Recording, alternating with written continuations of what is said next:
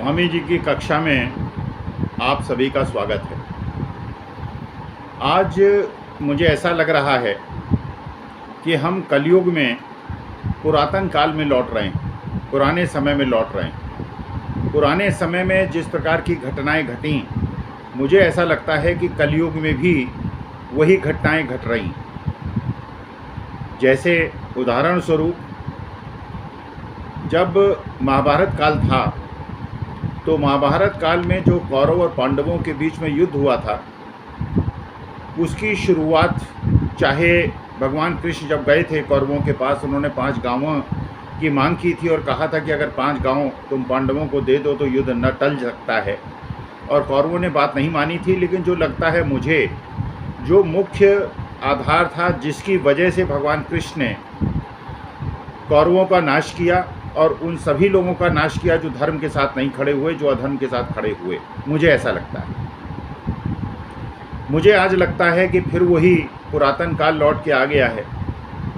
फिर वही कौरव और पांडवों के बीच का युद्ध है। आज फिर वही युद्ध है जिसमें नारी की अस्मिता प्रश्न चिन्ह के घेरे में है। एक तरफ वो लोग हैं जो कि शिकायत करती नारियों के विरुद्ध खड़े हैं और उन लोगों के साथ खड़े हैं, दुर्योधन और दुशासन के साथ खड़े हैं, जिन्होंने नारियों की अस्मिता को लूटा है या जिन पे आरोप है कि उन्होंने अस्मिता को लूटा है। और दूसरी तरफ देश की जनता का एक बहुत बड़ा भाग ऐसा है जो तटस्थ है, जो न कौरव पक्ष में है न वो पांडव पक्ष में है। जैसे जब महाभारत काल में हुआ था तो महाभारत काल में भी पांडव भी सिर झुका के बैठे थे जब द्रौपदी का चीरहरण हो रहा था, और भीष्म पितामह भी बैठे थे, द्रोणाचार्य भी बैठे थे, कृपाचार्य भी बैठे थे। तो वो लोग भी थे जो कि निष्क्रिय थे, जो तटस्थ थे और नारी अस्मिता को लूटते हुए देखते रहे। आज भी मुझे ऐसा लगता है कि वही चीज़ दोहरा रही है। जिस प्रकार से उन बेटियों ने, जिन्होंने देश का सम्मान बढ़ाया है, जिन्होंने देश के लिए पदक जीते हैं, जिनकी वजह से देश गौरवान्वित हुआ है, आज वो आरोप लगा रही हैं कि एक दुर्योधन ने, एक दुशासन ने उनकी अस्मिता को लूटने का प्रयास किया है और लूटा भी है। और एक लड़की नहीं, बहुत सारी लड़कियां हैं, बहुतेरी लड़कियां हैं, कन्याएं हैं।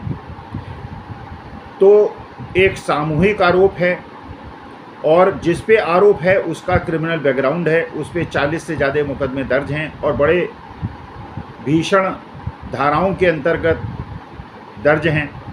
और ये वो बेटियां हैं जिनका जो अपना पृष्ठभूमि है, जो इतिहास है, वो बिल्कुल दूध की तरह सफ़ेद है और स्वच्छ है। आज तक इन पे कोई आरोप नहीं है और ये बेटियां आरोप लगा रही हैं, हमारी और आपकी बेटियां आरोप लगा रही हैं कि उनके साथ दुर्व्यवहार हुआ है।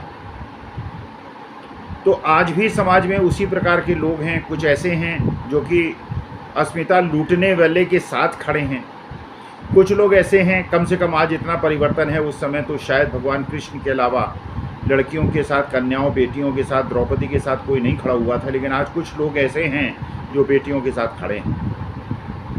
फिर उसी प्रकार का समाज के बीच में विभाजन है। कुछ लोग धर्म के साथ खड़े हैं, कुछ अधर्म के साथ खड़े हैं। और ये देखना है कि धर्म जीतता है या अधर्म जीतता है, बेटियों की अस्मिता को लूटने वाले जीतते हैं या बेटी की अस्मिता को बचाने वाली और बेटियां जीतती हैं। ये समय का पहिया बताएगा कैसा होगा।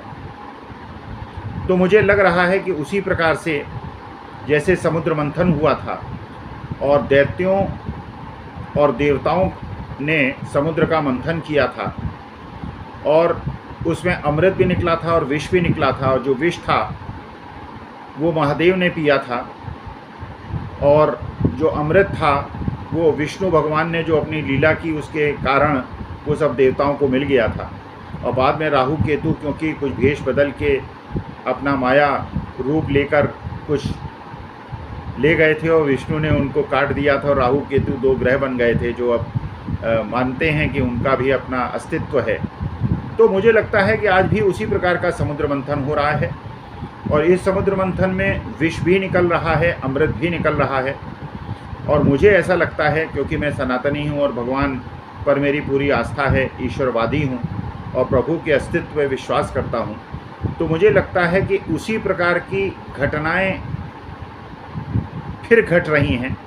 वही महाभारत काल है जिसमें नारी की अस्मिता को लूटा गया और भगवान कृष्ण ने उन सब लोगों को दंड दिया जो कि नारी अस्मिता को लूटने वालों के साथ खड़े थे, बल्कि उन लोगों को भी दंड दिया जो कि उस नारी के रिश्तेदार थे, पांडव कुल के लोग थे, सब थे, युधिष्ठिर थे, भीम थे, नकुल थे, सहदेव थे, अर्जुन थे, उनको भी दंड दिया, क्योंकि वो निष्क्रिय बैठे थे, वो निष्पक्ष बैठे थे, तटस्थ बैठे थे। आज भी समाज में उसी प्रकार की घटनाएं घट रही हैं। मैं ये जानना चाहता हूँ अपने स्वामी जी की कक्षा के छात्रों से, जिसमें हिंदू भी होंगे, मुसलमान भी होंगे, सिख भी, ईसाई भी होंगे, जैन भी होंगे, बौद्ध भी होंगे, पारसी भी होंगे, हर धर्म जाति के लोग होंगे। विशेष तौर पर मैं उन सनातनियों से पूछना चाहता हूँ जो गर्व से कहते हैं कि हम हिंदू हैं। मैं उनसे पूछना चाहता हूँ कि कभी आपको शर्म नहीं आती, कभी आपको अफसोस नहीं होता, कभी आपकी आंखों में आंसू नहीं आते कि आप इतने बड़े ढोंगी हैं, आप इतना बड़ा प्रपंच करते हैं, आप इतना आडंबर करते हैं।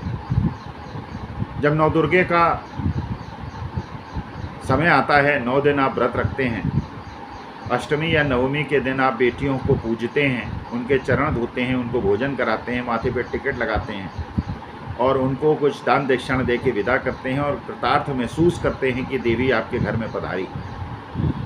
माँ लक्ष्मी के आगमन के लिए दीपावली के दिन अपने घर को सजाते हैं, बंधनवार लगाते हैं, रोशनी करते हैं और आप ये चाहते हैं कि भगवान लक्ष्मी आपके घर में पधारें, क्योंकि नारी को आप देवी मानते हैं। आप माँ सरस्वती की पूजा करते हैं और माँ दुर्गा के लिए और माँ सरस्वती और माँ लक्ष्मी के लिए आपके दिल में कहते हैं कि वास है।